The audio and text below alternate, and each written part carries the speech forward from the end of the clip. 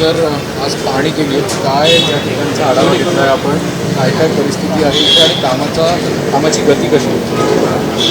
महात्मा ज्योतिबा फुले यांची 200वी जयंतीचे वर्ष आहे आणि या काळामध्ये आई सावित्रीबाई फुले, महात्मा ज्योतिबा फुले यांनी केलेल्या कार्याचा आढावा जनतेसमोर जावा याकरता पहिल्यांदा ज्यावेळेस मी खात्याचा मंत्री झालो त्यावेळेस व्हिजिट केले होते आणि त्यावेळेस अनेक इकडचे प्रश्न होते.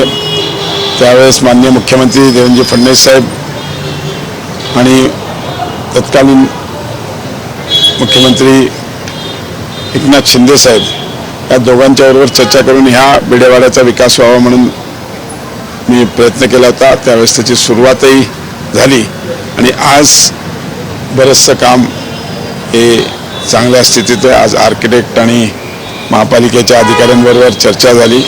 प्रोग्रेस हा चांगला आहे. Good quality work is done आणि मला नक्कीच खात्री आहे की आज 200 वर्ष महात्मा ज्योतिबा फुले यांच्या जयंतीच्या निमित्त आम्ही जनतेला, पब्लिकला हे स्मारक लवकरच तयार करून त्यांना महात्मा ज्योतिबा फुले आणि आई सावित्रीबाई फुलेने केलेल्या कामाचं एक प्रक्षेपण जनतेला देऊ शकू. कधीपर्यंत कम्प्लिशन एक्सपेक्टेड आहे? आमचं टार्गेट आहे की पुढच्या वर्षभरात हे काम प्रगतीपथावर येऊन कंप्लीट होत. थोडंसं एकदम सगळं होणार नाही पण त्या टप्प्यात 2 टप्प्यात आम्ही सगळं काम पूर्ण करू. सर, पंतप्रधान मोदींनी 9 आव्हानं दिली आहेत जनतेसमोर, कसं बघताय? कारण पुण्यात देखील संमिश्र प्रतिक्रिया उमटताना दिसतात नागरिकांच्या. तुम्ही देखील एक आदर्श काल ठेवला होता सगळ्या नागरिकांचा. मी सांगितलं तसं माननीय पंतप्रधान मोदीजींनी ओव्हरऑल जगभरामध्ये आज जी परिस्थिती आहे त्याला बघून जे आव्हान दिलं, नक्कीच आम्ही सगळे लोकप्रतिनिधी त्याला फॉलोअप करू. मी आजही म्हणून आलो तर माझ्या 2 गाड्यात, माझे एक अधिकारी आणि माझी एक स्वतःची गाडी, असे 2च गाड्या आणि बाकीही मी आमचे जे अनेक समर्थक, कार्यकर्ते, मित्र असतात त्यांना म्हटलं आता इकडे येऊ नका, तुम्ही कोणी आमच्या ताफ्यात पण येऊ नका. आणि नक्कीच आजचं माझ्या दुसरं डिपार्टमेंट जे ऊर्जा त्याची एक बैठक आहे माझी, त्यालाही मी जाणार आहे. मी त्यांच्याही अधिकाऱ्यांना वगैरे सगळ्यांना सांगितलं कोणी आमच्या मागे फिरू नका, गाड्या उगीच आम्ही तिकडे बैठकीला येऊ त्यावेळेस तिकडे व्हिजिट करू. जर तुम्ही कॅबिनेट मंत्री असल्यामुळे प्रश्न असा आहे की नीटच्या संदर्भात आपण जर बघतोय तर अनेक विद्यार्थ्यांचं हाल जे आहेत ते समोर येत आहेत.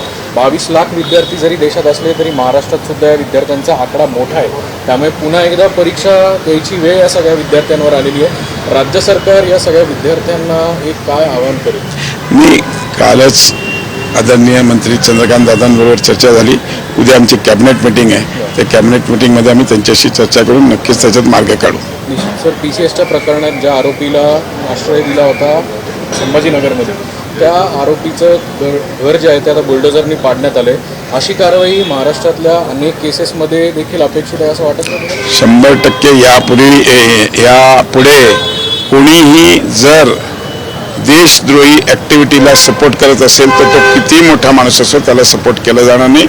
आणि मतींवर जी कारवाई छत्रपती संभाजीनगर आमच्या गावात आहे, कालच आम्ही सर्व लोकप्रतिनिधींनी, महापौर आणि स्टँडिंग कमिटी चेअरमॅन, कमिशनर यांच्याशी चर्चा करून त्यांना सांगितलं याच्यात कडक कारवाई झाली पाहिजे. आणि मला आनंद आहे की काल जो निर्णय घेतला होता आज सकाळी तो इम्प्लिमेंट झाला.